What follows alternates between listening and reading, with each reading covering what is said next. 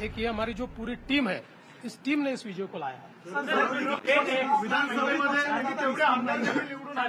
मला असं वाटतं की कुठल्याही लोकशाहीमध्ये एक चांगला विरोधी पक्ष असणं हे गरजेचं आहे।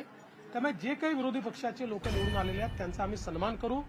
त्यांचा आवाज छोटा असो की मोठा असो, ते ज्या योग्य गोष्टी सांगतील त्या योग्य गोष्टींवर आम्ही त्यांना प्रतिसाद देऊ।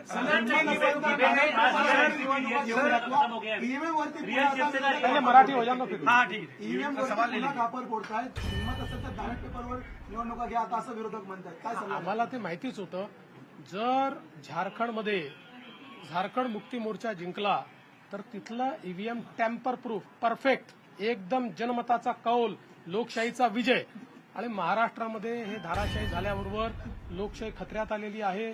ईव्हीएम प्रॉब्लेममध्ये आहे, ईव्हीएम टॅम्पर झालेला आहे। मला असं वाटतं की कुठेतरी